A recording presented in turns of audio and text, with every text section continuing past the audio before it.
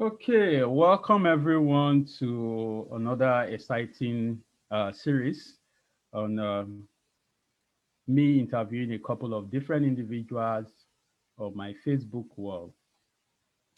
The reason I started this was I've seen so many things go viral, making headway. Those in music industries, they make their music, they get a lot of likes. Those in comedy, they do their comedy skits and they get a lot of likes. But one thing I think we can add to all of this is intellectual discussion. So I feel we can bring in educational talk that will help us together with all of those music and comedy. And I've heard a couple of people tell me, why are you focusing on education? The reason I'm focusing on education is that even the music you think is going viral uses things developed through education. The comedy skit, nobody makes a comedy skit just like that. You need a camera, you need to draw up a play, you need, so everything is education. Somebody talked about why not focus on security or what is going on in the country. Those are just the side effects, the symptoms, but the root cause is education. I will quote from a book written by Chinua Achebe. In that book called The Problem with Nigeria, Achebe said, to be educated, which means that means you have been trained in theory and in practice. To be educated is, after all, to develop the questioning habit, to be skeptical of easy promises, and to use past experience creatively. So if you combine all what he said, if we have used all of these things in Nigeria, I'm sure we won't be where we are right now. So you can see from this statement alone, you develop questioning habits. So somebody won't tell you, I will make $1, 1 naira. You question that. To be skeptical of easy promises. Somebody won't tell you, I will construct road, and without showing you plan about how they will go about constructing the road. And to use past experience creatively, that means you can go back to the antecedent of that person and say, okay, this is what you did in the past. How are we sure you are now a transformed person? So with this very few statements of mine, I hope I'm able to convince that person that education is the bedrock on which everything stands on. So today, with me, I have a very close friend of mine. Some of you would have seen his face already. I have Dr. Kayode Jegede. So I met Dr. Kayode Jegede when during graduate school here in Canada. And like my very self, Dr. Kayode Jegede, and most Nigerians in diaspora, we are very passionate about our country. So um, today we'll be talking about education. So Dr. Kayode Jegede, if you can unmute yourself and kindly introduce yourself to us. Oh, okay. So, what do you know? What do you want to know about me? All right. So I'm Kyle Jegede, of course from Nigeria. I had my I did my PhD in toxicology, but I specialize in soil ecotoxicology. So I did my PhD at the University of Saskatchewan, in Saskatoon, Canada. So yeah, should I go on or should Yeah, I? you keep going on if you want to tell them more. Um, Yeah. So well, and right now I'm in the Netherlands. I left Canada not too long ago. So to work as a research scientist in the Wageningen University and Research in Wageningen in the Netherlands. So that's where I am right now. So I've been into research. I've always been in love with doing research, and trying to find problems as a scientist. So yeah, and I had my master's in Nigeria from the Obafemi Awolowo University Ife, where I also had my BSc. Um, yeah, so I think maybe I should stop there because I think I'll still say some things about my educational background, right? Yes, so that's a good place to leave it. So we have a brief understanding of who Dr. Kayode Jegede is. So, Dr. Kayode, we want to go back in time now. We want to ask about your elementary or primary school education. Oh, I want to know how the educational system was. Did you go to a public school, or did you go to a private school, or did you go to one of those missionary schools? And how were the teachers then? Did you have foreign teachers? If you didn't have foreign teachers, how was the diversity in terms of Nigeria? Then your classmates, did you have foreign classmates, or you had very widespread, diverse classmates all around Nigeria? yeah. So thanks. That's for primary school, right? Yes. Yeah. So well, I went to a private primary school, nursery and primary school, like we call it in Nigeria. So it wasn't public; it was private. So I remember when I was very very young. I think I was kindergarten, KG one or two, KG one or two. Yeah. So I first attended one, which was a bigger nursery and primary school. um, that one had a couple of foreigners. Like I know we had Indians, we had I think Indian was the headmaster then, Oh, and really? Nice. yeah, that's the first one I went to. And that was at my And KG. in the private owned school, right? Oh yeah, private, yeah. So that's do we can name names, right? If you want to go ahead. Yeah, so yeah, it was Alafia Nursery and Primary School, I think. So people in Ibadan might know Alafia is, it's one of those old, nursery and primary school there. So then later another nursery and primary school now, came up in my area, which I now left Alafia because then they had some issues. I know, I think, they were having so many issues. It was, about Nigerian condition. Many of those teachers left and all that. So a lot of parents, took their children away and then to a new nursery and primary school. That was where I now did my everything about KGs again and then primaries, and that was the Universal Nursery and Primary School, Orogun Ibadan. So that was and then I remember very vividly around my time during my own time, the best teachers were the Ghanaians. Oh, So from my primary one to my final class in the primary school, Ghanaians taught us all through. In were they some only just Ghanaians, or you had other Africans We too? had others, but we had mostly Ghanaians as major teachers. Because then I remember, even I don't want to say Nigeria, but generally around that time, even in Southwest, that I can remember, schools are judged by how good they are by the number of Ghanaian teachers they have. Because parents they usually have this idea that Ghanaian teachers can teach well, especially can teach English very well. They are good in oral speaking, and all that. So it got, I think around that time, it was most schools that are kind of, now I don't want to use the word expensive, but they were like, high standard a little bit, would have a lot of Ghanaians teaching. So I also had that. So Ghanaians taught me all through, from primary one. We had some, of course, we had Nigerian teachers, mixed into that. So that was one thing I remember about it. So and that was my primary school before I now entered, the secondary school. I will stop you before you get to secondary school. So when you All were right. in primary school, how was the diversity like in terms of the students, your colleagues, or the pupils in your class? Yeah, so the diversity, well, this other, primary school I went to didn't have, we're just mainly Nigerians, except maybe Ghanaians, some Ghanaians were there because we had a lot of Ghanaians living in at least Ibadan there in my area. So you had Ghanaians go to the school. So that was it. But the first one I went to had, more, the diversity was a little bit more. You had maybe one or two British students, were very small, Indians, of course, and Nigerians, sorry, Nigerian, of course, Ghanaians. Okay, Yeah. so briefly, the quality, how was the quality then in your primary school? Oh, the quality was top notch. Like, the quality was just top notch.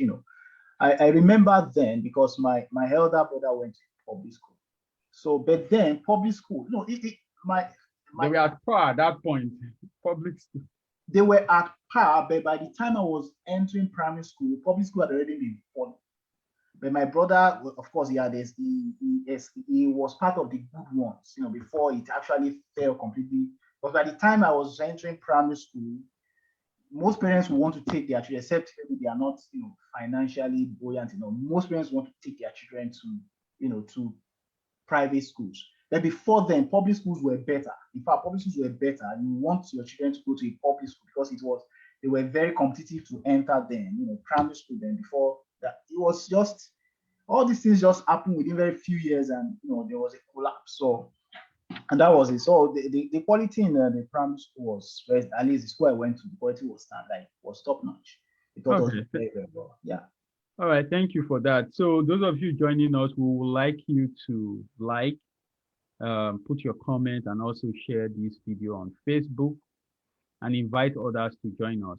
I've also put on the comment section, if you want to join us in the Zoom meeting, there's a Zoom link, will admit you. And lest I forget, I want to thank Stephen Alamo that joined us the last time, and he spoke about the great work he was doing, how he does training for students and all that stuff. So if you want to join us, you can click on the Zoom link, and I will admit you into the Zoom meeting, and you make your contribution. So Dr. Kayode Jegede, let's move to how you proceeded to secondary school education. How did you go about? Was there an entrance exam? Did you have to write entrance exam at the national level or at the federal level? Then did you, the school that you go to, was there this man, no man stuff, or was it based on merit? Yeah, so I left primary school, then I went to a public school, but then public schools were still okay. It was based on common entrance. I had to, I sat the common entrance then, I can't remember, I got 87 or something. I can't remember the point then. So of course, then I also remember that even within public schools, there are some schools that are still, a little bit better. People want to go there, So I ended up at Abadina College inside UI. So that was a public school inside UI, and that was where I started from my GSS, and it was good. It was good. So you didn't have to know anybody before you got into the no, at that time. At that time, of course, I had a high score. Some of my friends had high scores, but I knew, or I heard of people that had to, because they want to go to Abadina College, then they will have to know someone in the Ministry of Education of your state, to do that. So that was happening around that time. Oh, so you have the merit process, and you still have people that also have to know somebody to get in. Okay. Yeah, that time, yeah. So how was that, the college that you went to, your secondary school? I will ask you similar question to that of your primary. How was the quality of education you got in your secondary school? The diversity of the teachers, whether foreign or in Nigeria, the diversity of the students, whether foreign or Nigerian or African. Okay, so I have to let people know that I went to 3 secondary schools actually. So I started with Abadina College. I started, and I think I finished. I did my GSS 3. I stopped. I did my GSS 3, GS1 to GS3 in Abadina College. So for Abadina College, it was so in terms of international, maybe we had. Yeah, I remember we had maybe 1 or 2 3.5 cats, not a white guy. Then maybe 1 or 2. That I can remember, that I can, Oh, biracial people, biracial, okay. Yeah, but they were biracial people. Yeah, I think I had one in my class then, anyways. Like 1 or 2, but in the school generally, I think we have like at least 3 or 4 then, So the teachers were mostly Nigerians that I know of, were mostly Nigerians. From mostly Yoruba origin, or from are there some from the Niger, the what we call South, the eastern region or the southern? Yeah, so let me start to think about. We had. I remembered my class. Okay, yeah. So we had mostly Yorubas actually, but we had Igbo teachers too. Of course, we did Igbo language, so it was Igbo teacher that took us then. Then we had some Igbo teachers, but there were not many. We had more Yoruba, like I can say 80% to 20. So the other. And all of these Yorubas are not from Ibadan. They are from. No, they are not from Ibadan. No. Yeah, Osun State, Oyo State, almost everywhere. But yeah. So, but most of them were from Oyo State. Because I was always, while growing up, I was always at that point where things change. Around the time I was still in primary school when a new state was created. So so that was Oyo State was including all this Osun State before. So I think it was 19, I can't remember. So a new state was created. So a lot of people from Osun State had to go to their state to start. So that made more. We had more people from Oyo State being teachers or working in the civil service.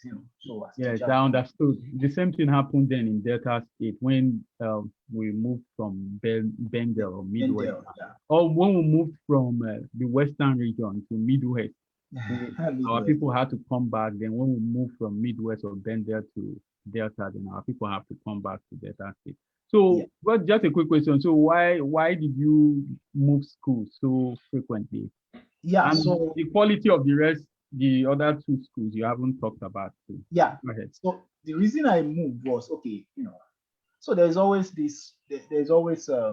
falling standard, when it comes to at least the state school. So my parents were like, oh, number one, they wanted me to have the taste of boarding life. So one, then two, they felt, I go to maybe a better school, so to say, because those times we start having issues, start having problems in Abadna College or in state schools generally, at least that I know of in Oyo State, because there were no teachers anymore. Teachers were going, and there was this PTA teachers or something. And then so the PTA teachers would be, I think they were being paid by the PTA, that's Parents Teachers Association. So parents, so because I don't know what happened, government was not, maybe they were not funding education enough. I remember my friends that finished, a lot of my friends, they are still my closest friends up to now. They finished from there by now college. They did well but they had to do it by themselves. At a point, my friends would tell me they didn't have physics teacher for a whole year. Say they had to bring in, coppers who have to stand in or PTA teacher. So it was like that. So of course, my parents were like, no, they don't want all this. So I now had to leave Abadna College for Federal Government College in Ondo State. So that was where I thought I would finish from, but as so. How was the Federal Government College? Because I went to Federal Government College, Warri. How was it? I mean, in terms of the question I asked you, quality, diversity, foreign, African, Nigeria, and the students too. Yeah, well, it was of course. Then Federal Government College was quality. It was quality in terms of teaching, in terms of facilities and all that. But in terms of diversity, I don't think it was. It wasn't. I think we're mostly that I know of. I think we're all Nigerians. Yeah, so teachers too were all Nigerians, of course. The teachers then, any one of them, did you recollect if any one of them had a PhD or a master's degree then? Oh, masters. I think for masters, I can't. I think a couple of them had masters. Yeah, in fact, I remember my guardian then had a master's from Unicorn. Yeah, so yeah, a couple of them had masters. A number of them, let me not say a couple, a number of them had masters, and they were very good at those. That's good. So the final school you went to in secondary school, how was it like? So what happened was that, so maybe people will be thinking that maybe this guy doesn't know anything, that's why they are changing the school. So it wasn't like that. So so this one was a matter of was a twist of fate. So I left Abadna College. I went to Federal Government College in Duani. So I spent just 1 year there for my SS1. So SS1, I got home after the third term, like going to SS2 now. So we had this long holiday. So I had an accident during that time, which was serious. It was like a life-threatening, burns accident. So I couldn't go back to Idoani because I had to stay home. I had to stay close to my parents, of course, be at home. So they now said, well, so this time around, said, okay, another, so you can't be going down now. You've gone to federal medical, so you have to still maintain or go higher a little bit. So then I now ended up at the international school, UI. So the international school was more like a little bit of the high class school. It was more of same question applies. The yeah, quality of the teachers, foreigners, then the quality of the students. yeah, international school quality of teachers were up there. Yeah, it was just top. So it was top there. So in terms of diversity, it was more diverse. We had a couple of foreign students, a couple of white guys, because that was that. It had it was a school made. It was the international school was because when they started UI, then most of the lecturers or professors then were white, so most of their children went to that school. So it maintained that status. Of course, now the diversity has reduced, drastically. But then we still had a little bit of diversity. I had a couple of like two of them in my class. So it's like that. People from different areas of the world, Russia, I think, yeah, British, and and all that. So it was diverse in terms of the teachers. We had some, maybe I think we still had maybe white or maybe one or two white teachers left before by the time I came in. So it was also very diverse. At least in terms then, apart from that, Nigerians, Igbo, Hausa, Yoruba, Niger, they were like distributed very well. Not like you had so much Yoruba, so it was more, everything, the educational standard was just top there. Top there. That was, yeah, it was really a wonderful experience. So yeah. I'm just going to inform you that we'll go back to your primary school and we'll go back to your secondary school, because you have three different experiences. We want you to contrast, compare, but not now. Then you'll be able to sift out some good information that we can use in the future. So just to announce to those of you online, if you can invite more people to watch our program by liking this or commenting on it and sharing this post. Then I have a link in case you want to join us in the Zoom meeting. So we have a friend of mine, Tosin Obata, here. I acknowledge you. I will bring you in very soon for you to make a contribution. Having said that, so let's progress. You got into the university. How was it getting into the university? How easy was it for you to get into the university? My university was now so all through my primary to secondary school. It has been. I've been privileged. Let me put it that way. Like privileged in terms of the schools I went to. Everything like that. But then, I started to feel Nigeria when I wanted to enter university. That was when I really, that the Nigeria actually, gave me some punch, So after international school, I did JAMB. So I think the JAMB I did then, I didn't even have up to 200, and I'll tell you the reason. So, I had WAHED, flying colors, and all that. The JAMB. The center where I did my JAMB, I think it was Basharon there. I can't forget. I think I had 198. I think JAMB was always Saturday, right? Around on Saturday. So we started JAMB exam. All of a sudden, we still had 1 hour left. They said we should finish. What happened? They said they are using that the center is also being used for professional courses like that. I think some people do all those sandwich courses. Okay. Yes, that all these older guys that are working with weekend programs. I think they were doing ICANN, all those kind of. So they use that place for. So I don't know. They said those people came and they are older people. Some of them came from far and near, so they have to. So we have to finish up. This is JAMB. This is a national exam. What are you guys saying? So they didn't draw up a good schedule to put things in place. In fact, In fact, I remember they had to, so because I was very young then, I just stood up. For me, I've always had this, no, this is not possible. This, and I was looking at a lot of people in the hall that are even older, that can't you join me in, because I was like, no, this I can't, I'm not living here. I was protesting that I can't live here. I'm writing this, and 1 hour, a whole 1 hour. So older people, some people were trying to join. A lot of people just dropped their, they were going. I was like, hey. I was now saying, people, let's fight. They said, nah. All of a sudden, we saw policemen and all that. Okay, now I don't think the one I've done, I hope I can get above 200. So that was what I was thinking. So the result came out. I knew, I was like, well, maybe. But I had one idea. So that was when Nigeria first showed. I told my parents, well, that's the problem. That was when Nigeria first showed me. It's like, okay. So the next year, so between that time and the next year, my parents like, okay, enroll for Cambridge levels. So it was expensive, but not that my parents were rich, but they were just not that they were rich, but when it comes to education, they gave us the best. So whatever they have, they put it there. I went for Cambridge levels, was expensive, but I did it. I also had a very serious experience there. I don't even like saying that. But then, so the next year I did another jump.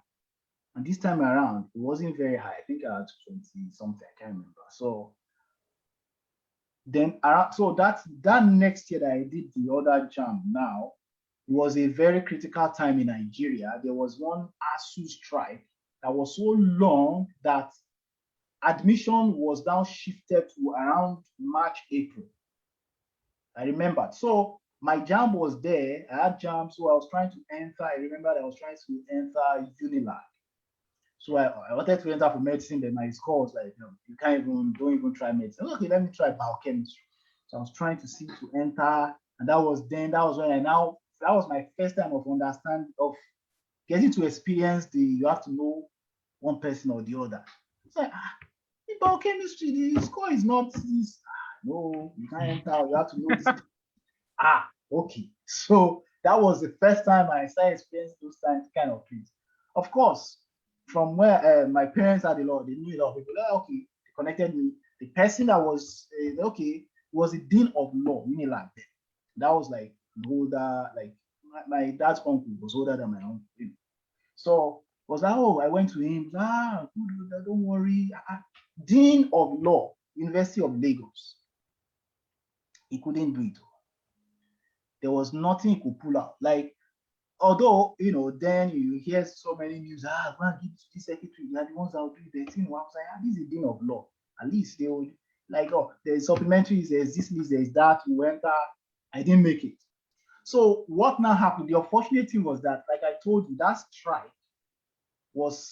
strike in Nigeria then caused most of the schools to do admission around April. So I didn't take another jump because that was now 2020, 2002, I think.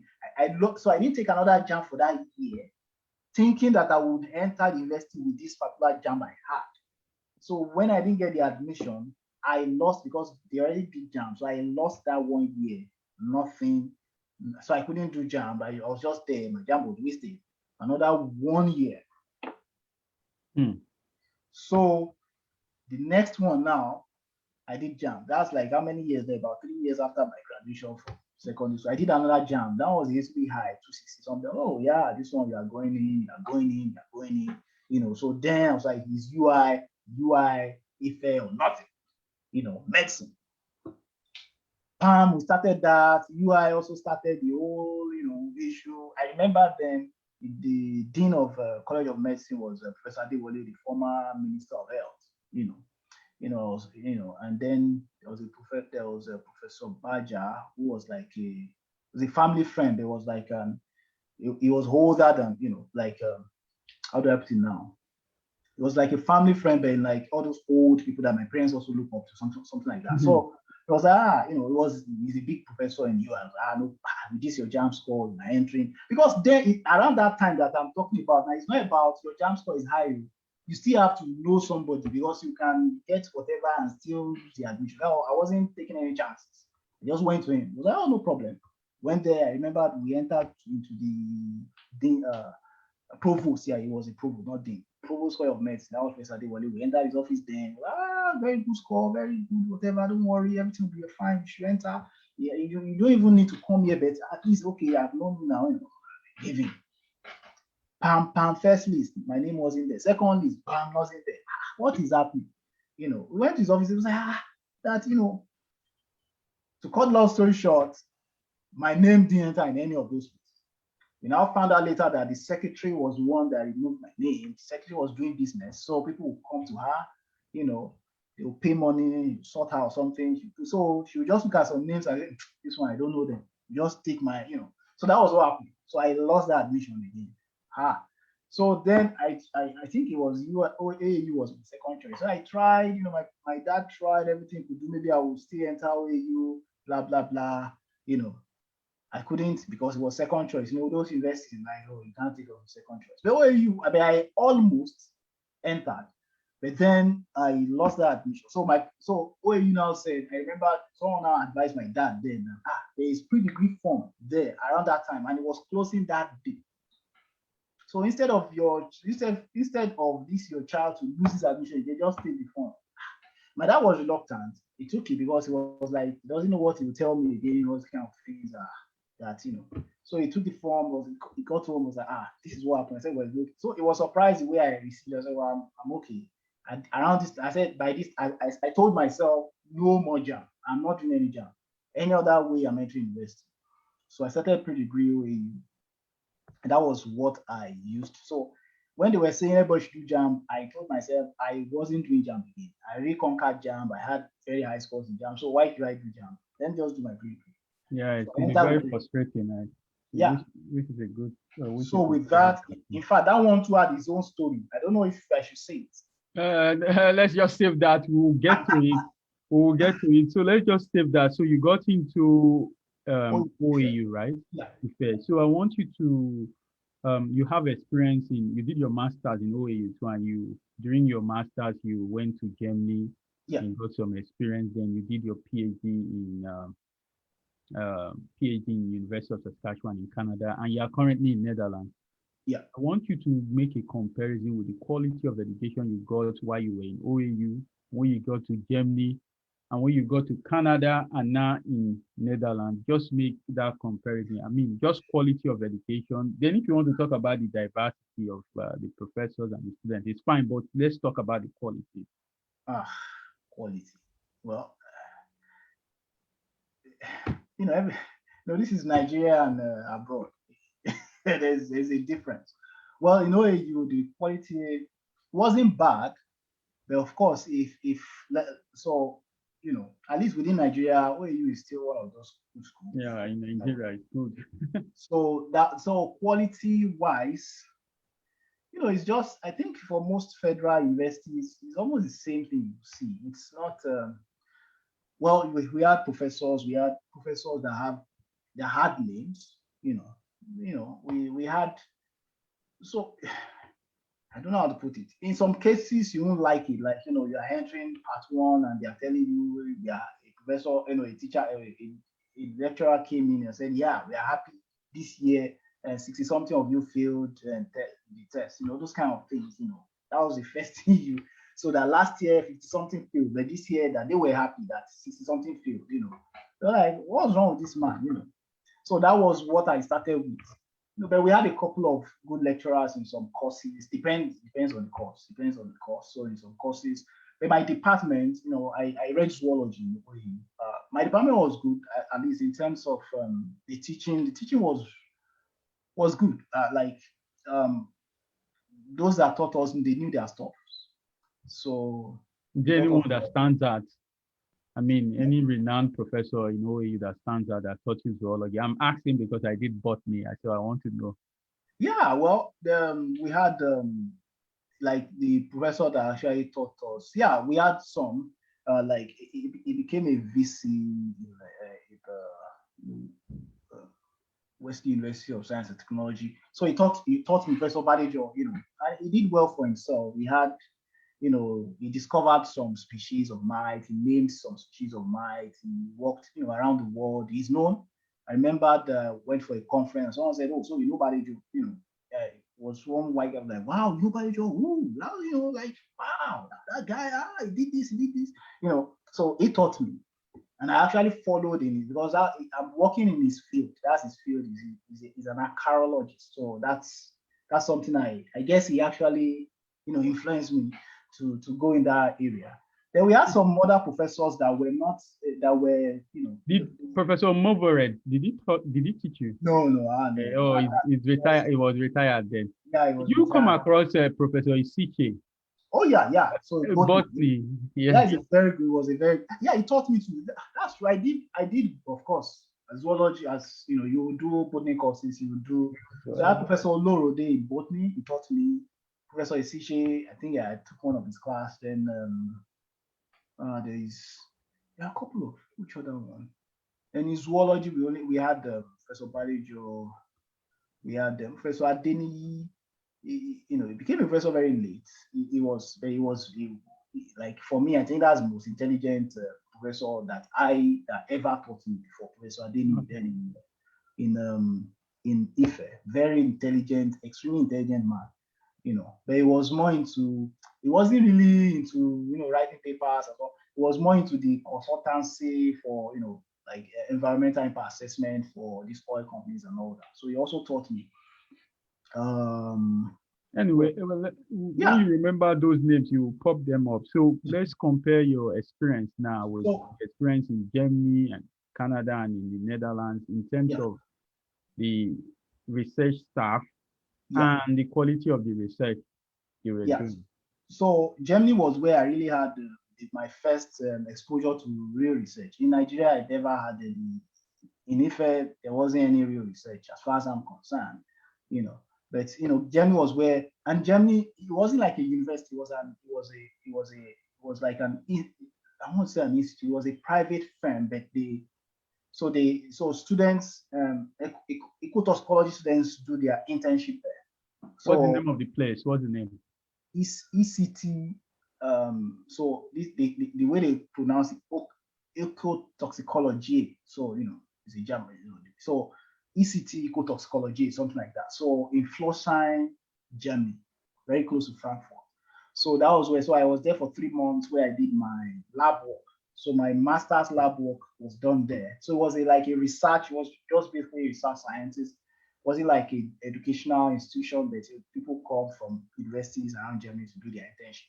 So with that, of course, the facilities were just top notch. It's Germany, so they had the equipment that you need. Like if you want to measure, whatever it is, they have it.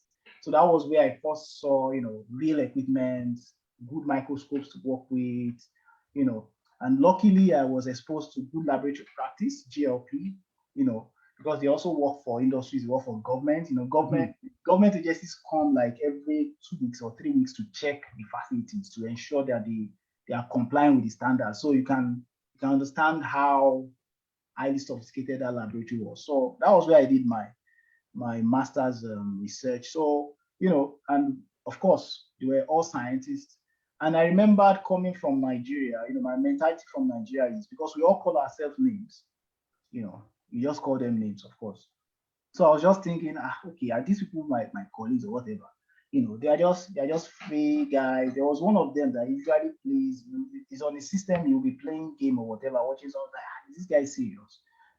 Not knowing that I've quoted his papers a lot. Like I didn't even know it was just very simple guy. But later I started finding out these guys are PhD guys and they don't call. That was the first time because in Nigeria, of course, you have PhD, you have to call doctor this, doctor that, professor this. But nobody was doing that. That was the first time. It was a culture shock for me. Like I now find out these guys have these papers. This guy. So the guy that was even thinking wasn't serious was one of his papers was up till now is one of my best papers that I like. Like so, this guy, and you won't see. So, but they were top notch guys. So that standard was different from when obviously, and then moving, doing my master's, then moving to Canada, of course, the standard was, very so in Canada, it's the standard is also very high, of course, compared to Nigeria. We had good. I don't know if I can go into that. I'm sure University of Saskatchewan. So it was I was lucky because Saskatchewan is known for agriculture. So when it comes to the agriculture, they do it well. So, and I was in the Department of Soil Science and Toxicology. So my work was more of applying toxicology in soil science. So, we had very good, and the toxicology program too in University of Saskatchewan is also one of the best in North America. Yeah, it's one of the best in the world because of John Giesi. That's a brand name. Yeah, that's a brand name. So, I can say I had the quality education in University of Saskatchewan, Canada. So, of course, compared to Nigeria, they are not as far. So finally, then you're back in Europe again, Netherlands. So is it similar stuff from what you got in Germany, Saskatchewan, then Netherlands? Yeah. No difference. Yeah. So in Netherlands, where I am, Wageningen University and Research is a global brand. It's one of the top universities around. So, the way they do, they are. So it was close to what I saw in Germany, but here, the research is something else. I don't know how to like these guys they've done stops like they've done stops like you get to a place you see no you guys you've done stops. They've gone far. Let's leave it like that. So we want to thank many people that have commented on this. We see Sam Adeleke saying awesome. We have Tobi Ojo saying International School Ibadan was of high standard back then, as he rightly said. Then I had people watching Oyibode Agogo, Courage Kwashi. Then I had Tanyo, he just left. So before we proceed, so that in the process of you talking, you mentioned some key issues wrong with Nigeria, like there was no balance between your elementary education from different institutions, and also there was no balance when you move from one secondary school to another. The standards tend to increase when you move away from government. So all of this process, and you talk about the issues concerning admission. I would like to bring my friend, Dr. Tosino Bata. You've heard what Dr. Kayode Jegede have said. Do you have a contribution to make concerning some of these issues before Kayode starts preparing solution? Or do you have question for Dr. Kayode? I will unmute you now so you can speak. Tosin, if you can hear me, go ahead. Hello. Sorry, I was. Can you repeat the question again, please? So Dr. Kayode have highlighted a couple of teaching issues, and you are a Nigerian. You know some of these issues concerning admission process, how he could not get into the course of his choice, and also the standard in secondary school tend to be better when you move away from government school. Then he made a comparison between his education in Nigeria and how there's a stark difference between what he got in Nigeria in terms of the quality, the equipment, and what he got from Europe and in North America. So do you have a contribution that you want to make, and you have a question for Dr. Kayode?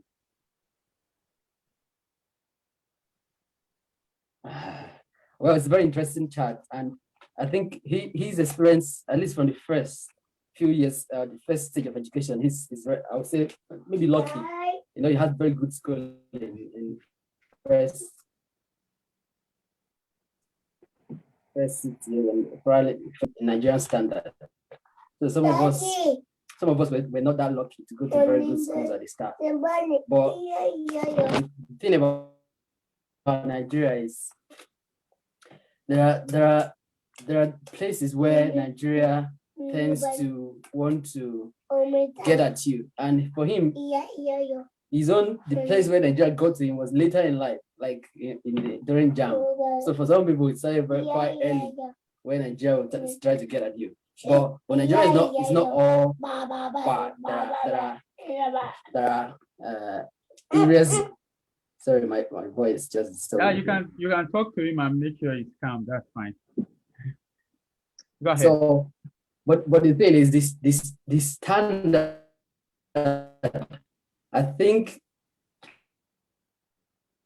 my expectation was that our standard would get better with time. Unfortunately, it is gone down over time, and we're actually witnessing it. So the kind of education we got.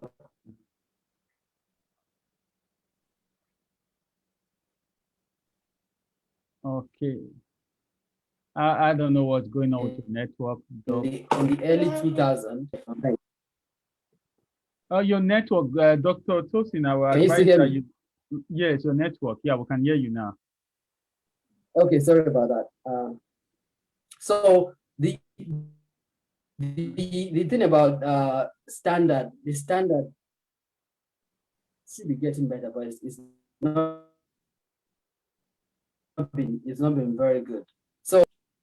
So he has been able to actually tour like more than half of the world. So from Nigeria to the Netherlands, Canada, and then to Canada. So you've done Africa, Europe, North America. So and from I'm just Nigeria, Europe or UK. So and the way education happens in the UK is a bit, I think, is a bit different based on my interaction with North Americans. You know, here in the UK we do things it's very intense but very short time. When the US and the Northern America, the North Americans, they tend to spread things out to give like a more robust like experience. Is that what you experienced? Because for us, our master's is 1 year, and then you do a lot of things in that 1 year. But I think for you guys, you tend to get more time to explore and do more things around your studies. Is that the case? Okay, so that's a question for you, Dr. Kayode. Oh, okay. You want to respond to that quickly? Yeah, that's very true because I have friends that they did their PhDs maybe in UK or Australia, and they will tell you, oh, 3 years is 3 years or max 3.5 years. But in North America, we all know that that's especially if you are in the science field, biology. Yeah, oh man. Even Hartfield, agricultural art, man. No. So 3 years is like it's not even possible. It's different though. It's not even possible enough. It's almost impossible. Like 3 years, because you at least 1 or 2 years you first take coursework and then you are doing your research. So it takes 5. Some people are very fast, maybe 4 years. Then the likely years I've seen is 5 years, 6, depending. What is on paper is 6 for PhD. Yeah. On paper from the university. So in North America, I remember that I asked a question. I asked my professor a question about it. I was like, why are you guys just wasting our time? I have to take these courses. Why don't you just do research? Like my friend said, yeah, well, I don't know how true is that, but he said in North America, so we take a lot of courses, so they want to build you up for teaching and research. So you take a lot of courses, you go through all those, things, even when we were doing our PhDs, when we did those courses, we are bloody students. Let me put it that way. Because when I was asking PhD students here in Netherlands, they're like, PhD students here in Netherlands they are employees. They are not just students, they are employees. They get pension, whatever, everything. But in Canada, you are a bloody, sorry to say that, bloody student. So we had to go through all that. But he said the reason is because they want to train us for teaching and research. I don't know if that's but that really makes sense. So we have a couple of people that have joined us in the Zoom meeting right now. We have Dr. Eric Moore, Yusuf, and we have our sister here, Taiwo. Okay, that's my sister-in-law. Oh, that's your sister-in-law. So we have a question for you before I go to Dr. Eric Moore, Yusuf, to give a contribution, and Taiwo Adedoku. There's a question from Toby Ojo. Say, Dr. K, I agree with you that the quality of education in Nigeria is not comparable to what is obtained overseas. However, can you comment on how the impact of education in Nigeria has helped your tenacity and grit for survival in your endeavors today? Yeah, so yeah, that's valid. It's actually so I think most Nigerians, as we all know, most Nigerians do well, in the diaspora. We are doing very well.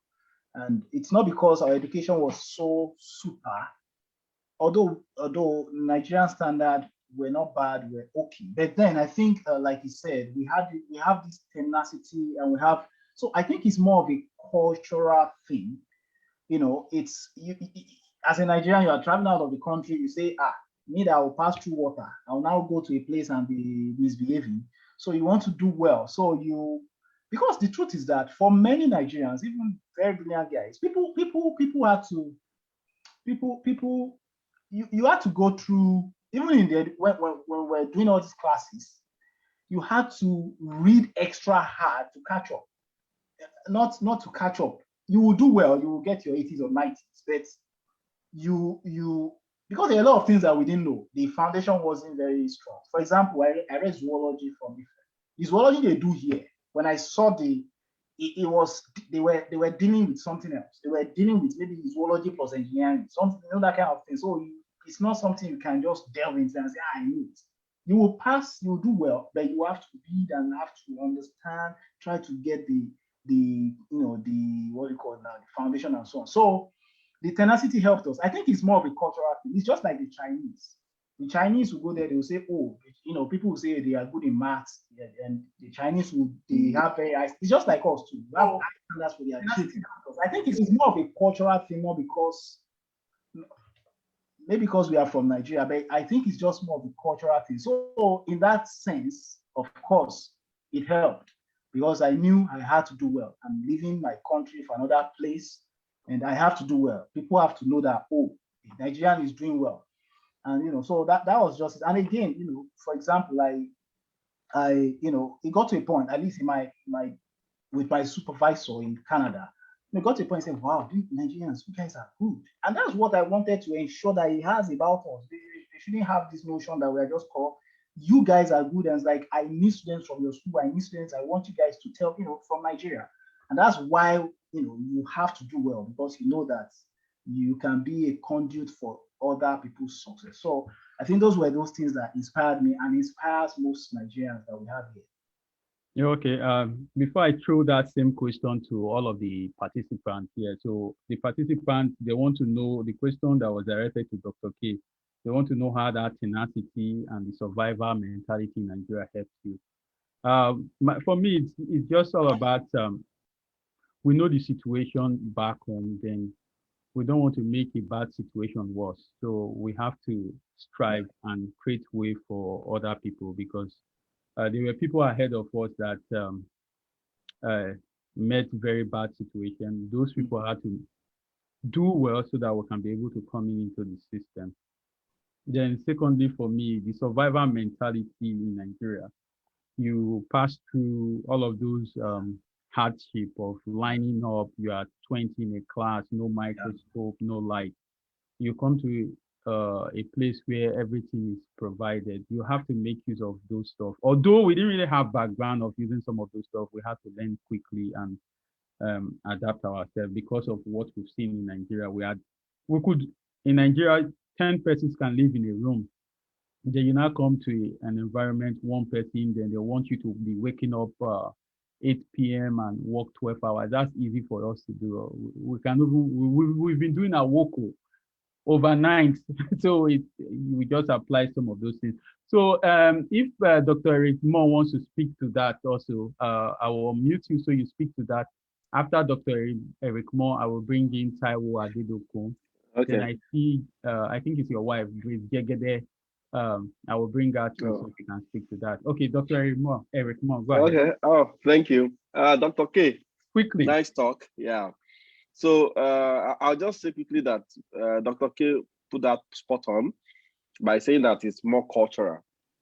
Because the idea that is because the education is malfunctional and that's why people develop that resilience. That's a myth, right? And we have to put that out there, that having good education and making life easy for students is a no-brainer. That has to be there. It's just against all that people have succeeded. Many of us these days, we are more or less like an outlier than the statistics. Because those people that truly obey the statistics of what the education shows out, they are not able to really measure up when they go to their workplaces. And that's why many employers will say that the university is not living in the modern reality of times and producing what the workplace demands. But for many of us, it's because beyond what people are taught, they apply themselves, and that's why they are able to, they are wherever they are today. And so that idea that it's the educational system that made people to have that never say die spirit, I don't buy it. The system has to be retooled, it has to be re-engineered, it has to be revamped, so that everybody will be able to achieve at least achieve what you call maybe a Nigerian dream or whatever you want to call it. Yeah. So what Dr. K said is really spot on in that regard. Yeah. Yeah. So I agree with you on that note. So Taiwo Adedokun, I'm going to ask you to unmute you so you can make your contribution.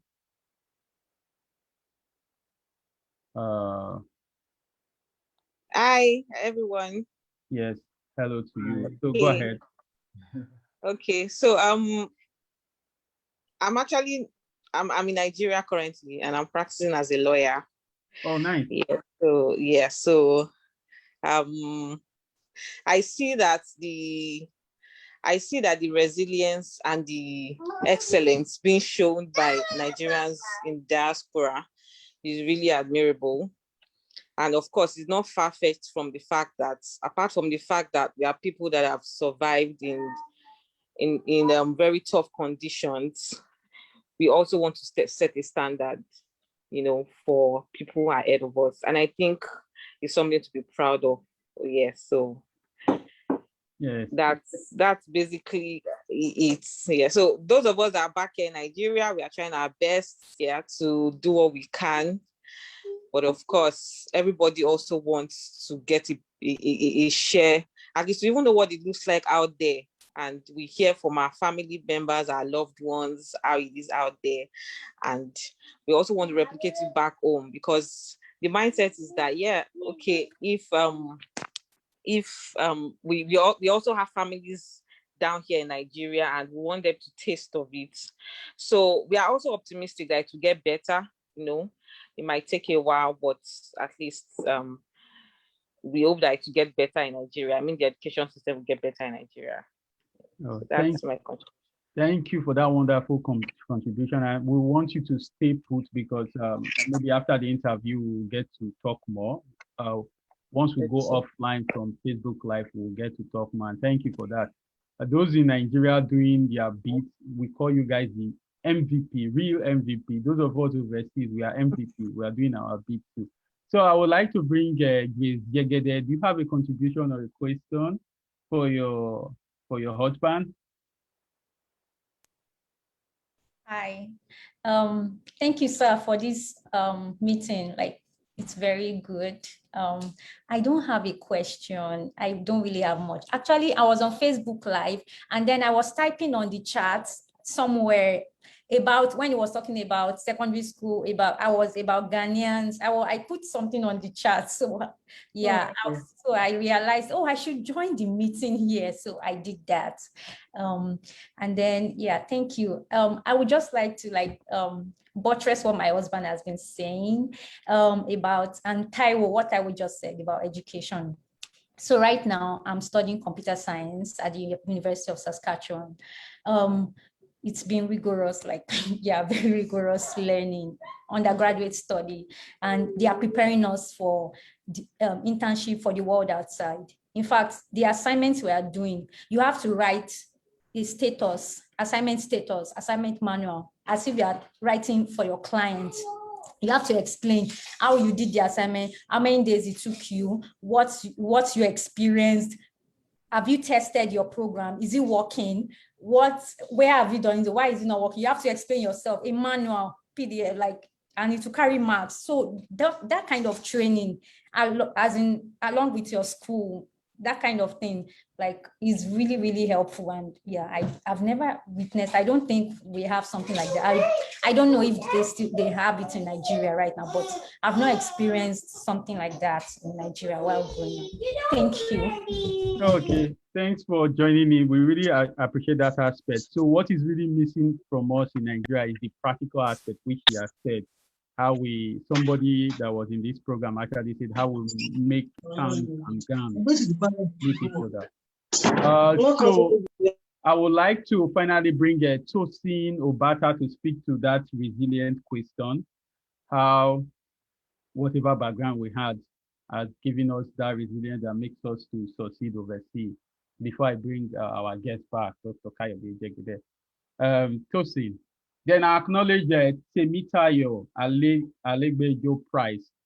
She just joined, Temitayo just joined us here. Tosin, if you can hear me, go ahead and unmute yourself and speak to this.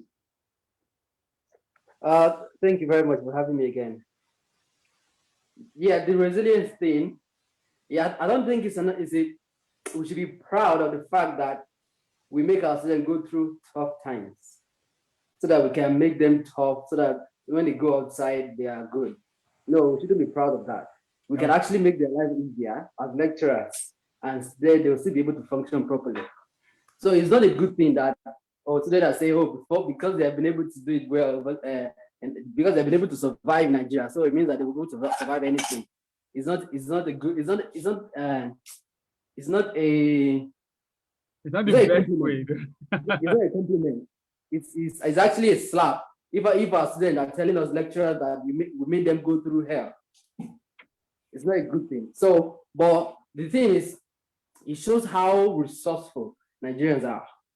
So because all over the world, wherever Nigerians go, they do well. And it's because I think it's in our DNA to do well.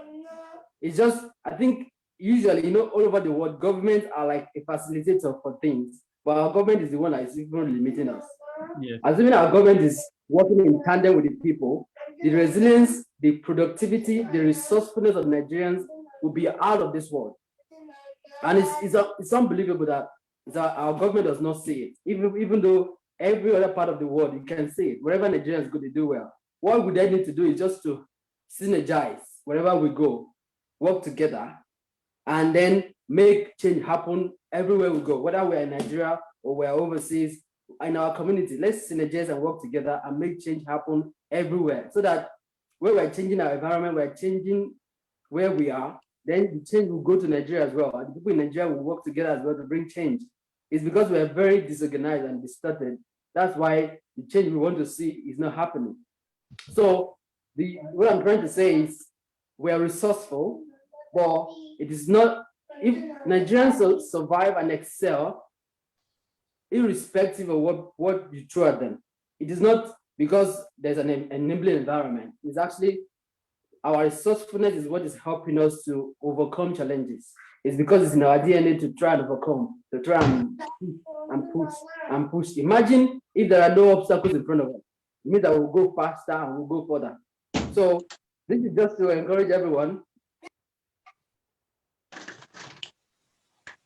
Sorry, you got muted. So unmute yourself, sorry. Encourage everyone, go ahead. So keep being resourceful, keep being energized. Know that one day your own resourcefulness will pay off, because it is in us to do well, and I'm sure we'll all do well in wherever we find ourselves. Thank you. Okay, thanks for that, Tosin. I really appreciate the angle you came in from, and I want to also thank Dr. Ogene Ronald Charles for watching. We have a couple of people that have joined us. Before I bring those people, I want to just speak quickly of what Tosin is talking about. Dr. Kayode and myself, we talked about it before, which we call a paradox, the Nigeria and the Nigerian paradox. You have Nigeria failing, but you have Nigerians succeeding outside the shores of the country. And how do we make sure that our success does not go down the drain with what Nigeria is facing? That's why this program is very important. That's why we are bringing different people together. Like Dr. Tosin and myself, we never met before, but we met because we finished from the same university. He did very well for himself. I did very well for myself. Now I have met Dr. Kayode Jegede overseas. I have met a couple of people, but how do we now synergize to make sure that it won't be a paradox, it will be an increasing function, the resourcefulness, like Tosin said, become very important. So Dr. Kayode Jegede, if you want to bring solution to the admission process that you talk about, that all of those process such that people, your second choice will be able to take you irrespective of your first choice or your third choice, or if you don't want those choices at all, what will you prefer at the admission process so that the resourcefulness of Nigerians, because what we are seeing in that admission process is that the Nigerian state is killing the resourcefulness of Nigerians unknowingly to them. So what will you do differently? Well, to be sincere, it's a very hard question, and somehow as much as I want to, it's very hard. The reason is because I think about 1 million students write JAM here or so, and so the question we should ask ourselves is, how many places do we have? How many places do we have in universities? Because I know, if I can remember correctly, I think then in Ife it was always 6,000. I can't remember, and we don't have a lot of these universities. So there will be competition, of course. But the problem is, it's not something we can solve easily, because the problem is there will be competition. But again, because we know where we are from is Nigeria, and it's so corrupt. So the competition, they won't make it more of merit. They will make it more of money, and you have to know someone to get there. It's just like the job market. So, for example, the job market, how do we solve the problem? We should create more jobs. We should, activate, policies, or just enough policies that will create those kind of jobs. So it's very hard. So for me, I think it's all about speaking to those in the academia. Like I remember last week, when Dr. Josu was talking. If you have the love of academics, if you don't have the love of academics, don't be there. Just find your way out. It shouldn't be more. It should be more of like you are. It's like a medical doctor. It's not supposed to be about the money. It's about serving people. So, for example, in a university, this based on JAM scores, based on whatever results someone has, then the merit should be the merit. This person should be in. It shouldn't be. I don't know. Sincerely, it's a very hard question for me to answer, because I don't know. I will tell you why it's very hard for any one of us to answer, because the system is not fair at all. And once you have a break in the chain in the system, it affects everything. So where do we start from? That's the question. So whatever solution we are looking for, we have to go down. That's why I said elementary school. People should be able to know what they want to do from elementary school and be able to get to do it from there on, moving forward to secondary school to university. Go ahead. Yeah. So then also there's also this thing about,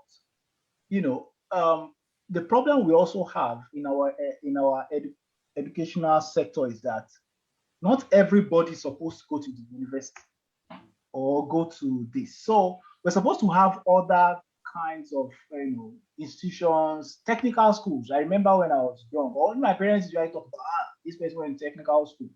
But around this time, I don't really hear about that. The best is really a polytechnic, and universities.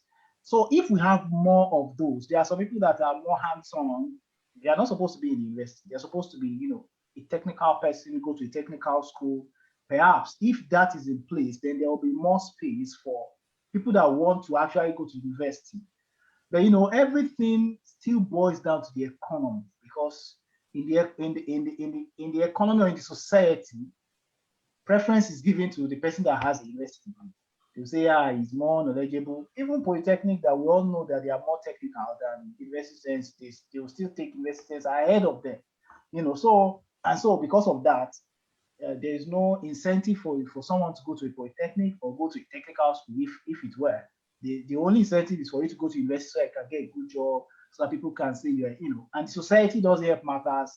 If you are not investing, in fact, if you are not taking some courses, you are nothing. For example, when I did zoology, around that time when I do zoology, my parents were like, you do zoology, and there's nothing there. So these are the issues. So everybody wants to go to medicine, but maybe you are not supposed to be there. Personally, I was lucky, because right from time, I wanted to do my being want to do medicine was just societal pressure. For me, I wanted to be a scientist. I wanted to be a lecturer, a professor. So the society, you're a brilliant guy. You have to medicine. So I had to, they had to orientation. You have to change medicine. And is medicine or not? Now, okay, I didn't get medicine. So for me, because mine, even when I told myself, okay, if I get medicine, I will still become a professor in that medicine. I will lecture. So when I didn't get it and I got something else, okay, I can still go the same route. So mine was different, but some people didn't have it that way. So those are the issues we have. Not everybody should do medicine, not everybody should do engineering, not everybody should do, but the problem is the society. Yeah. Because in terms of the job market, as a doctor, you are likely to get a job faster than anybody. So the incentive is not there. So it's all about incentives. What's the incentive for you doing zoology? There's no incentive for you doing zoology except maybe take your higher degree and get out of the country. So those are the issues. So it's multifaceted. It's very hard to actually answer. Yes. So from what you've said so far, is we have to go back to the drawing board and start from there and say, okay, and we need from there we start and say, okay, if we want to industrialize, how do we go about it? We need to train certain people in this area. We need to train certain people in that area, and we can start from there. Anyway, thank you for that wonderful stuff. So I would like to bring some people in before I ask you to give a final remark. So there's Temitayo Alegbejo. I don't know whether I'm saying your last name right, then Price. Then there's Toby. If any one of you can unmute yourself and just make a contribution quickly or ask a question to Dr. Kayode Jegede. Okay, Temitayo, go ahead first. Okay, thank you so much for this opportunity. I actually first saw this interview when you interviewed Dr. Eric Moore. That was last week. I saw it on Facebook and I really enjoyed watching it. I watched it from beginning to end. So my contribution will be this. First thing first, I think it will start with parents. Parents will need to help to identify the strength of their children from a very young age. That's the first thing. Number two, parents need to stop deciding what their children study in the university. And they should stop trying to live their lives through their children. Because a lot of times you see parents, they had a dream, I wanted to read medicine, I want to be an engineer, and you now start pushing your children to do these things because you couldn't do them. No, identify your children's strengths, help them to blossom in those strengths, and they can become anything in life. You were talking about ways we could help with admission process. One thing I would say, the first thing is we need to stop the quota system. That's what is killing Nigeria. The quota system is killing Nigeria. You have somebody that can do excellently well in a field, and we're giving the position to someone else that wouldn't be able to do well in that position. For me, it's a no-no. Two, everything should be done based on merit. If 100 people apply for a position, and the first 5 are from a particular region of the country, if they deserve it, give it to them. That is how we can promote Nigeria, not talking about quota system. You understand? So that's where my own contributions comes from. And then you were talking about our resilience. For me, I'm presently doing my PhD in the University of Sao Paulo in Brazil. So you can imagine I'm in a country where we're speaking Portuguese, coming from Nigeria, and I'm studying in Portuguese, I'm writing courses in Portuguese, and I'm still doing well. What does that mean? I know where I'm coming from. I know what is available in Nigeria, and I know that this is an opportunity for me that if I don't take hold of it, I will not become what I desire to become. So when you find yourself in such positions, when I first came, yes, there was culture shock, but I had to tell myself, the people that are doing it, they don't have 2 heads. You too can do it. You get? So irrespective of the fact that yes, I have to learn new things that obviously I didn't learn from the educational system in Nigeria. I had to start working with new equipment that I've never seen, except old drawings on the board that our lecturers have drawn. Then now I'm learning a new language. I'm trying to study in a new language. So for me, Nigerians, the truth is, when we're in Nigeria, you tell yourself, I'll do what I just have to get by. But when you get the opportunity to go out, this is an opportunity of a lifetime and you cannot afford to make it waste. And whatever happens, your A game come up. Thank you so much. Thank you, Temitayo Alegbejo, for that. You can still hang around.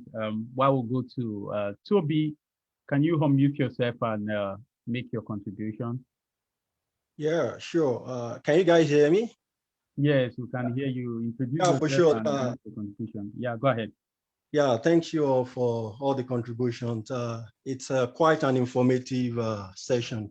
Yeah, I just want to add to what Temitayo and Dr. K said. Yeah, I quite agree with you, Temitayo, that parental influence should be reduced to the minimal level when it comes to deciding for children on what they become in life. I mean, basically, we should focus more on, the natural interest of our children, starting from the tender age. We can study them from indirect observation, what they are actually good at. I mean, presently I'm a practicing physiotherapist in Canada, and I know for sure that the education system here is not based on what you come out, not only on what you come out with from the university. Like, of course, that's part of the whole rating, but they want to see what have you done to the community as a whole. Like they call something community development. They put that also into consideration, when it comes to your, getting admission, maybe into medical school, not just what you come out with from high school. So there is a lot of factors that comes into place, which I think should also be included in the educational system in Nigeria, not just focusing on the theoretical aspect of the whole thing or what grades that we come out with. So what kind of practical impact can you come up with, eventually if you find yourself in any field? And I must say that, not only professional jobs in Canada, we have some people that are into trades, craft. I know for sure, I see a lot of my clients, they are into oil rig. These people only go for like maybe a 6-month course and they make a lot of money, but basically they are good at what they do. They have the practical knowledge, and which is what they are paying for in developed world. So I think we should start to focus more on, practical skills. What can you do? I mean, the theoretical skills, it's also very important, but everything just have to come together so that, things can head in the right direction. So yeah, and the resilience part of it, honestly, I must say, it has really taken me so far, having most of my education in Nigeria. I must say that the cultural difference and, the resilience part of it, I would say that has really contributed a lot towards my progress in this part of the world. I mean, you find yourself withstanding a lot of situation, where other people are like, oh, I don't think I can continue. So I think that Nigerian factor that way really helped me go far. So yeah, that's just my bit of contribution here. Thank you. Okay, thank you very much for that wonderful contribution. So those of you on the Zoom link, Zoom meeting, you can hang around. Once we go offline, we can continue to talk to one another, because one of the reasons I set this up is for us to be able to bring all the gowns, which is educational mind, together so we can talk about the Nigerian situation and get solutions from all of the talks that we have. So I will go back to, and those of you watching, thanks for watching. Keep sharing, keep liking, keep inviting people. I want to know more people that I can even interview in my program. Finally, Dr. Kayode Jegede, I want you to sum up all what you've heard so far and make your final contribution on how we can go ahead with improving the Nigerian situation. Yeah, thank you very much. So, yeah, thanks so much. So for me, I always think about these things about, okay, what is the problem? How do we solve it? So, people have mentioned a lot of things here: parental influence, the quota system. Of course, I was a victim of that anyway. Merit and culture. So our culture has been, for me, that's why I say it's our culture that's been helpful in terms of we doing well in everywhere we find ourselves. Not really about the going to the stuffs. Of course, that helps in terms of your toughness, but culture trumps that, in my own opinion. So, but for me, so I think parents, so for us that we are now parents, we should put this now, because even as educated as we think we are, we may also fall into that same error. and say, my child must be, no. Just go with whatever that child loves, and, develop them in that area. And there's nobody that can succeed. For example, at least I read zoology, and zoology is not a course that people say, you say, maybe you just work in a zoo. That's not the case. Like, yeah, and you too, botany, but it's not about that. It's more than that, So, and these are things that people should know. For example, I was looking at Oxford University Zoology Department. If you see what they do there, you will love to do this zoology. But if you don't have those kind of things in Nigeria, who wants to do it? They will just think it's all about animals. But it's more than that. It's more than that. So I think, so for me, I'll just mention some things that I think should be done, especially I'm focusing on the academia in Nigeria now. So the solution, we talked about this last week. I just want to add to that. So the solution should, now the problem is, we know that for me, as far as I am concerned, when it comes to the Nigerian government, I have no hope. I don't deceive myself. There is no hope. Now, but we should be able to do something still. So the academia now should be the ones to, to start this kind of conversation. They should change themselves. There should be a kind of repackaging, reorientation, and then maybe they can now attract the government to do a good thing. I think that's the solution for me as far as I'm concerned. The academia itself must change so that the government can now come. Because if you do something good, no matter what, you become attractive. We talked about last week, we talked about the entertainment industry. We can always learn from the entertainment industry in Nigeria is successful, but they were attractive, and people started partnering with them and all that. Then for me, there was one. So for me, if the academia can be attractive, they are solving problems within the local environment. If it's OAU, for example, then Osun State, there should be some problems within Osun State, within that environment that OAU should solve. They should solve those problems, and it becomes attractive to even private investors or whatever. And then the university can run. But the problem we have is most of our academia, those in the hands of affairs, in fact, before they even became VCs, it was based on they know somebody in Abuja, in federal ministry. That's when he got the job and he had to lobby and get this. So he's not really interested. He's just interested in that power, in the VC. They are not interested in changing things. So for me, those are things we should look at. Then in the academia itself, we should have a system whereby there will be feedbacks from students. Many students actually know what they want. When I was in school, I knew what I wanted, although it wasn't very clear, but I knew I wanted to be a good zoologist. I want to know more. But the educational sector is not designed such that there will be that. We can't give feedbacks. We can't give feedback. So there should be a system where students can give feedbacks and lecturers can, or the school can work on this and say, oh, maybe this is what is lacking. Because students themselves know. We are the ones that will go out to get a job. You know what you need to know. So you give feedbacks, and you should be able to evaluate your lecturers, and they anonymously. You should be able to evaluate them if this one is good or bad. You should be able to evaluate them. You should have a system in place to do that. That will be anonymous, because if it's not anonymous, there will be victimization. So if that can be put in place, then that will be fine. Also, in the university sector, there should be tenure track. It should be a tenure track system. If you are not producing, if you are not productive as a lecturer, you are not doing anything productive, you should be forced out of that system. The university is supposed to be an ivory tower where where there will be serious mental exercise, brilliant minds coming together. It's not supposed to be somewhere because I'm a lecturer and get this money. It's all about I'm a doctor and I'm one of those high class in society. It's not supposed to be like that. So it should be a tenure track system. If you're not doing well, the system sends you out of it. That's how it's supposed to be. Without that, we may not go forward. Then for our academia too, for some that may be listening, they should, because I remember when I was in school, I knew some lecturers. I feel that they had inferiority complex. Because some of them say, they're not traveling to any conference abroad. And what am I doing there? The reason why you don't want to travel to a conference, why you don't want to meet your colleagues that are in the same field as you, is because you are thinking you are inferior. You don't want to go there. Go and again, because you don't even have anything to present. You are not doing anything.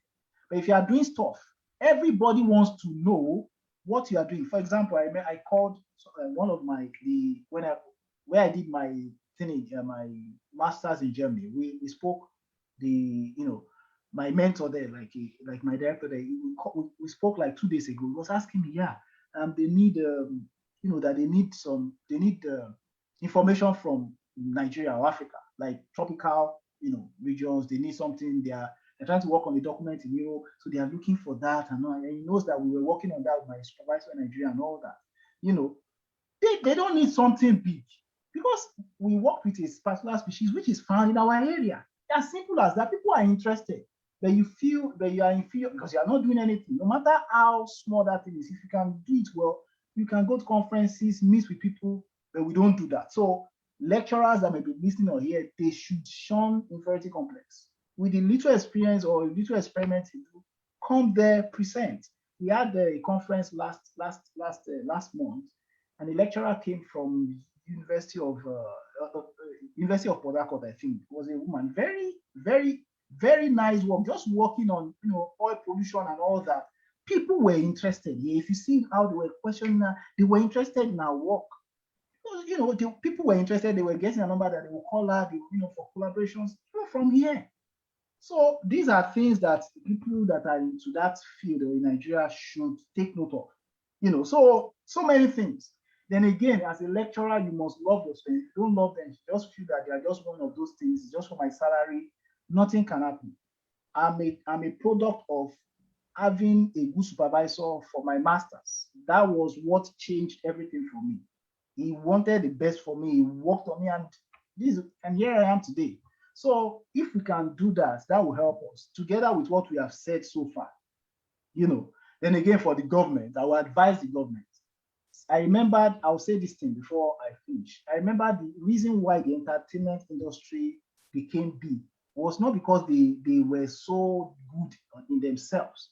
What happened was that when these multinationals came, the NTNs and all these telecoms came in, they were looking for brand ambassadors. So they were the ones that made all these stars. They were the ones that made them. That was when they made them brands. They started paying them maybe 100 million, 10 million, 50 million. And then they started, for their shows. I remember the Star, whatever, Star, like beer, whatever, was one that made many of them, because they were using them to promote their brand and so on. I remember I was now thinking, why can't our government enforce these companies to make their CSR more educational targeted?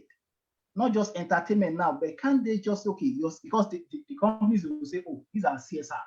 They're able to fund this, they're able to do this, they're able to do this in the area. But can't they just change it to be more of educational so that will help a lot of people, but of course the academia wasn't ready. They didn't have anything to present. There's nothing they can give to these guys, and these guys want to, So if the academia can take advantages of what they have around them, these companies and all that, and work with them. We talked about centers of excellence last week. Universities should be able to use the centers of excellence. They are called African centers of excellence. They are funded massively with so much dollars and so on. The university there in OAU will not partner with Regimas University, which is center of excellence, with what they have. These are things, these are ways by which you can change. I can say so many things, but I think I'll just end it here. So just to reiterate, parental influence should be reduced as much as possible. Quota system should be done away with. That's just a backward kind of thing. Marriage should be encouraged. And of course, our culture, no matter what, our culture, that's one advantage now. Our culture helps us. We know we have to do it wherever we go to. So we should keep on that culture. We should keep working on that. Then for those things I've said about the academia, tenure track system, feedback from students, lecturers themselves shouldn't feel inferior. They should work with whatever they have around them, present it to the world, engage in conversations, go to conferences, and and so on. So that's what I'll have to say now. Okay, thank you for that wonderful submission of what things that we could do. And I want to use this opportunity to thank those of you that joined us on Facebook, that submitted comments on Facebook. Thank you very much for that. And those of you in the Zoom meeting, want to thank you. We'll mention some of your name. Eric Mojosu, Dr. Eric Mojosu, the wife of Dr. Kayode, Jegede. We have Taiwo Adedokun. We also have Temitayo, Alegbe, Joe, Price. Then we have Toby.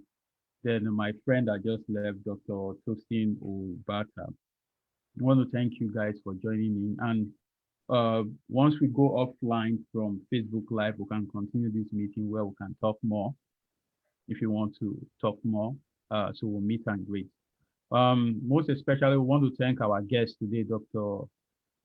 Kayode Jegede, for for taking our time to respond to my messages. I know we've talked about these things before, but it's good that it's good that we are putting it on record that we've done a bit to looking for solution to the educational system. Just a quick word, any parting word, positive words for our viewers, Dr. Kayode Jegede, as we wrap up. Well, we should just keep doing. We should keep making Nigeria proud wherever we are. Especially here in the diaspora, and those that are in Nigeria should, try and hold the fort for us. Like, try and make sure, do your own bits. Don't join. It's hard, don't join the system to make it bad. Just do your own bit, because we have a lot of problems. Just do your own bit, and then that's what I would say. Just do your own bit. Make sure you don't be discouraged. Let me put it that way. And take note that many of us in the diaspora, we love Nigeria. Like, I don't even know how to explain. We want the best for Nigeria. So there should be that kind of connection between Nigerians in diaspora and those that are at home. I'm sure many people still want to leave, but for the time being that they're in Nigeria, they should hold the fort and do what they have to do to make it better. Okay, so just to wrap it up, so we know education is not just being a scientist. You are educated when you are an artisan, when you are a technician, when you are in music, when you are in every aspect of it. So like I started with the quote from Chinua Achebe, I will read that quote again. He said, to be educated is, after all, to develop the questioning habit, to be skeptical of easy promises, and to use past experience creatively. That is from Chinua Achebe from the book Concerning Nigeria. From me, the reason I set up this stop is for us to be able to get people like Dr. Kayode Jegede, Eric Moore, Tosin Abata, those I've interviewed in the past, those I'm going to interview, Taiwo Adedokun and all, so that they can have a voice in this Nigerian project. And we believe firmly that education is the key to success in that space in Nigeria, because with education, we'll be able to solve all of our challenges. So welcome all of you for joining this program, and stay tuned, look out for on my page, the next person I'll be interviewing. So from me, from here, I say good morning, good evening, and good night.